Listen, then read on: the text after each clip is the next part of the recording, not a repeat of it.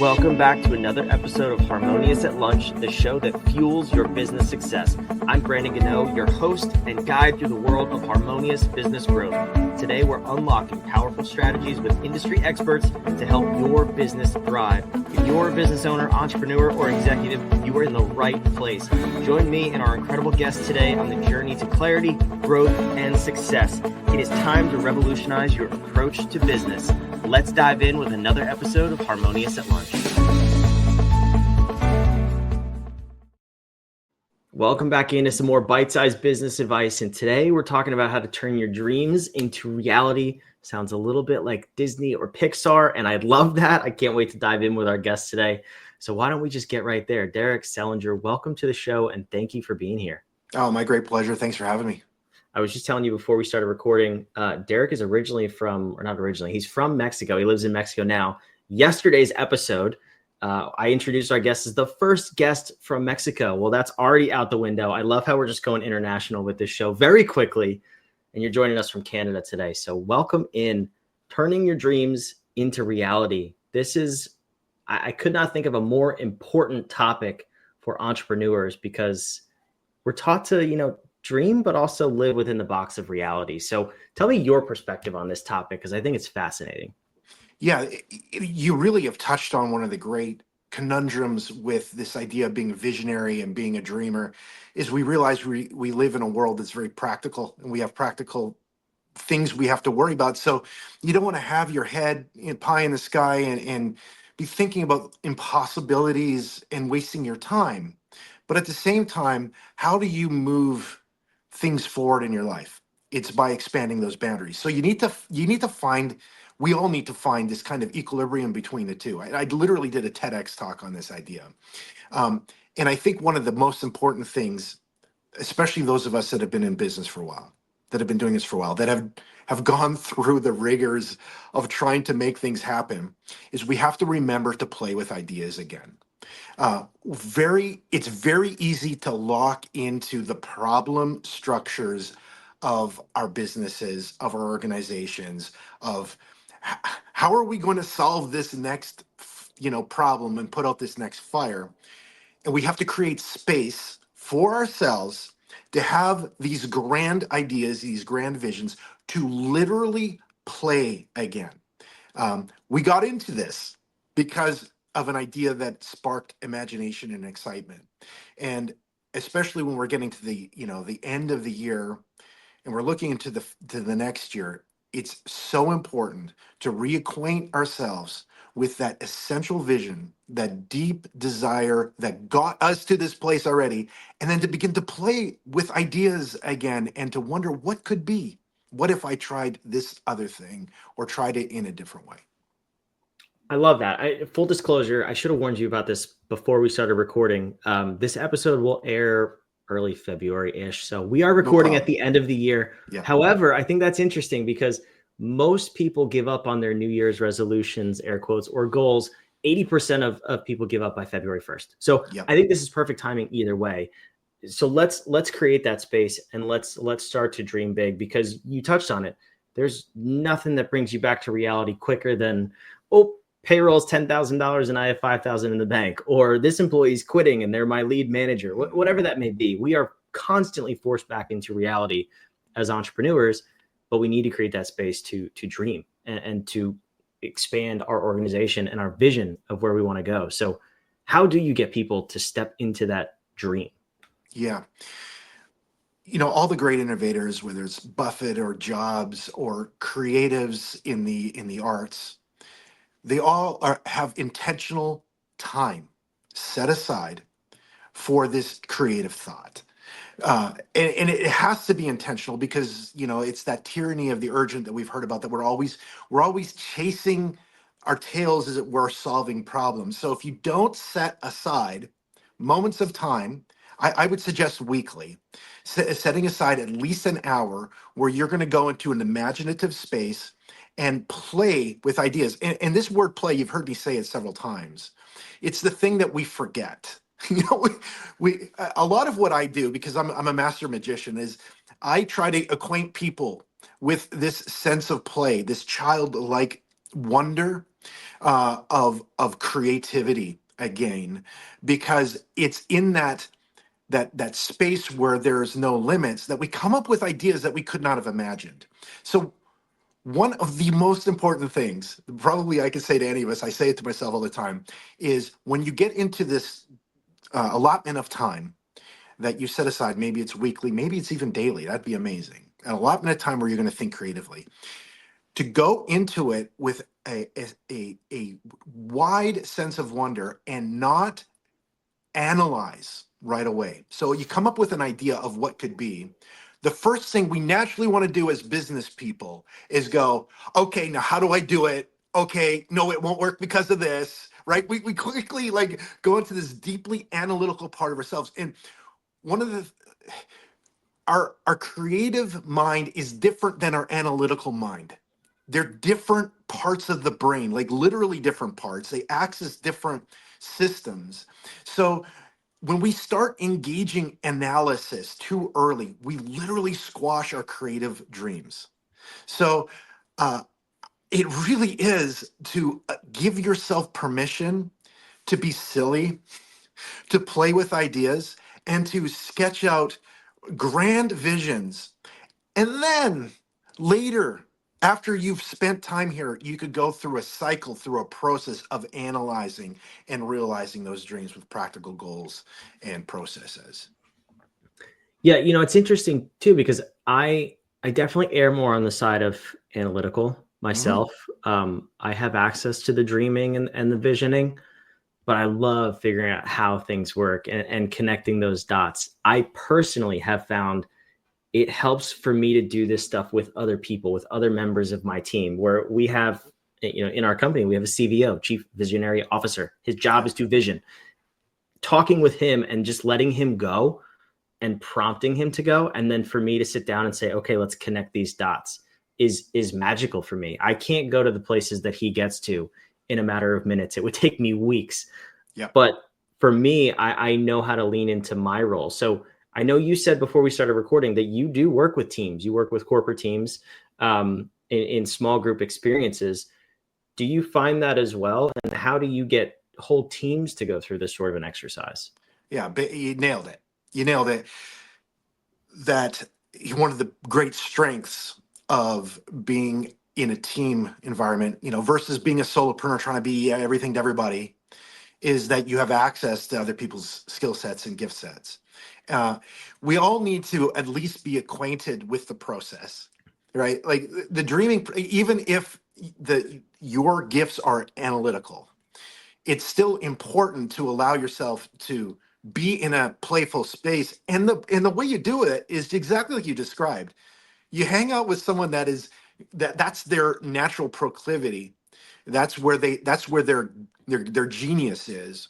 And when you spend time with them, watching them in their genius, you can absorb that and then bring them into your area of genius. And that really is the brilliance of team dynamics. And when CEOs or managers or executives are looking at hires, it's really easy to go, I like this person because they're like me, but anybody that's hired themselves knows that's not the person they need. They need somebody that covers off other areas that are not your natural gifts. Yeah, I learned that lesson the hard way a couple times. So I'll, Yeah, I'll be the first we one to all have. admit it. I think we all have. Yeah, yeah, um, no, but I love this, and I'm curious. So I understand, the play and getting yeah. people to dream and to think bigger and to get outside of the box that Hmm. we and society have put ourselves in to a Hmm. large degree. How do we come back and actually bring that to reality? It's one thing to Yeah, have the dream. It's another yeah, thing to go on the journey and then ultimately achieve it. So what does that transition look like? right. For a lot of us in the business environment, our dreams are directly related to solving something. So we're looking at the marketplace and we're like, we have a dream to expand to this area and to do these things. So there's this stimulus is very specific. It's market needs, or it's a place you want to go, or something you want to develop. So the process of expanding on that is very simple. You start with your vision, And then you very specifically analyze. There's a second phase, an analytical phase that is very intentional, that is separate from the vision. And in the analytical phase, you're asking questions about your vision, that will inform realizing that vision and making it practical, and creating goals or small steps, the SMART goals, that are in service of the larger vision. That's a whole bunch of words, but it's basically the idea that if you're going to build something, the big idea is not the small goal. The small goal is in support of the big idea. Like if you're going to build a house, you have this grand vision of what it's going to be, but laying the foundation is a small task in service of the grand vision. The reason I say this is important is because often we get really wrapped up in the goal part of it, where we are so focused on, oh, we got to do the foundation, that we forget about what we're actually building, like the large vision. And I think the organizations that are most successful and the most enjoyable to be connected with are the ones that continue to reacquaint everybody with where we're going, with what we're doing, with what we're building, in a very deeply intentional way. And this is a very human thing. Like it's not it's not just it's not just a vision statement. It's the role of culture and conversation about what it is we're about and what it is we're doing, and continuing to talk about that vision. I think about when I was a kid, right? um, my parents would have a vision for me, like, when we're done school, we're going to go on this vacation to this place, right? And and it would help me see the bigger picture of something enjoyable that is coming, that is connected to the daily task, the drudgery of schoolwork back then. Well, it's the same thing in business. Like, some of the things we do are kind of, they're heavy lifting. So if we can connect to the vision, to the dream of it all, and if we can connect our people to that, then you see, like, culture becoming something otherly, something dynamic. Yeah, I heard this story. I think it was back in the JFK era when there was this janitor at NASA, and I'm sure you've heard this story too, and some of our listeners have. But it reminds me of the importance of this conversation, where someone was touring the NASA facility and they asked the janitor, "What do you do?" And he didn't reply with, "I'm doing maintenance" or "I'm sweeping the floors." He said, "I'm helping to put a man on the moon." And then Exactly. it's so powerful to get outside of, like, you may be sweeping dust off of the floor, but there is a larger vision and a team dynamic that you're a part of. And I think that I see it firsthand too. We forget this as entrepreneurs. I've consulted with companies where turnover is high and morale is low. And it's simply because we forget to remind our people that we are going somewhere. And Yep. maybe we forget to remind ourselves too. And that's why personally, I see the value and the importance in this very conversation. Yeah. Yeah. What's the magic of what you do? Like, what, Mhm. and part of it is the magic of who you are. Like, you talked early about the power of your team dynamic, and that's your superpower. That's all. Like, it's so dynamic. We When we involve others in the vision, we become exponential. Now we can go places that are impossible as an individual. It's so magical. That's literally what I talk about with my project, is the power of our memory, and our shared memory, and the power of connection. That when we understand who we were and how we're together, we can now project how we're going to go to new places together in a dynamic way.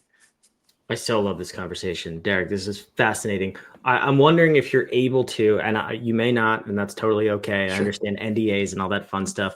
Are you able to share maybe an example of a company that brought you in, what they thought they were bringing you in for, and then what actually happened as a result of working with them? Because I think that would be an interesting case study. Yeah, I did, in New York City. My first, so my project's called Box of Wonders. It's a bespoke, immersive theatrical experience. And it looks like a magic show on the surface because I'm a master magician, so I use my tools. And we went and performed for a group from Salesforce. And we're in this back area of this beautiful restaurant. And they didn't know exactly what they were coming into. But what I witnessed in front of me from these folks who all knew each other but didn't know each other, what I watched happen was they went on a journey of entertainment and enjoyment, but deep memory, connecting to my memories and connecting to their own memories in a new way. And I watched them become more than just a collection of colleagues, but they had this kind of social cohesion happen amongst them. And I received like compliments that, they make your head grow big. Like things like this experience changed my life. I see my work different. I see my colleagues differently. And that's what artists do, is we provide that perspective. And that's what I do. But the key, this is the secret, and you could do it on your own. The secret to making that happen in any team environment, even if you don't have someone like me that you could bring into that experience, is time. It's taking a intentional moment to tell true and meaningful stories to each other. Like I would guess, and I know this to be true because I've been in these executive environments where we have executive teams that work with each other on high levels and they don't really know each other's story. What if you spent an afternoon and instead of, maybe you have a bit of the social thing, the bowling or the golf or whatever, but it doesn't just become this kind of like, oh, we had a great time, but it was intentional, where you spent 10 minutes having each person on your executive team tell you a story about themselves, a true story about their passions, what makes them tick. You're going to get to know them better. You're going to get to know their skill sets better, and you're going to build trust and social cohesion on a far different level. This is the stuff of culture, right? We think that culture is, Blue Jean Friday or having drinks.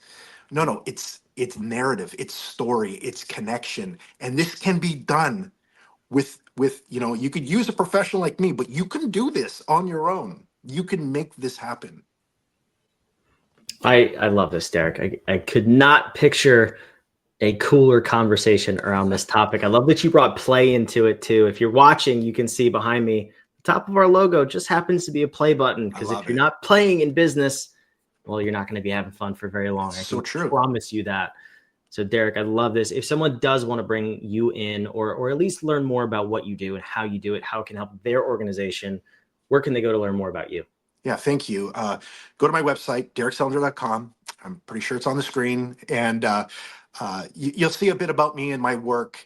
There's not a lot of conversation about my corporate endeavors. I keep that for these types of conversations and people that I've met privately, but there's like my appearance on Penn and Teller Fool Us and my TEDx talk is there. But if you head to Box of Wonders, you're going to see a little bit about how I accomplish that through my art and through my process. And there's a form there you could fill out, and Ryan is in charge of my business development, and he'll be in touch with you to see if we're a good fit, if that's of interest to you. Amazing, Derek. I love it. Those links are down below in the show notes, wherever you're watching or listening. Make sure to put all the links to contact Derek down there. Thank you so much for being here. My great pleasure. Thank you, Brennan. For those of you watching and listening, I hope you enjoyed this conversation first and foremost. I know I did. I hope you got a lot out of it. And now I hope you go take action on it. How are you going to have fun and play in your company, build your culture outside of Blue Jean Fridays, of course, although that is fun too. But anyway, I hope you subscribe. Come back for more of this content 5 days a week. We want to help you build a more harmonious business and life. We'll see you on tomorrow's episode of Harmonious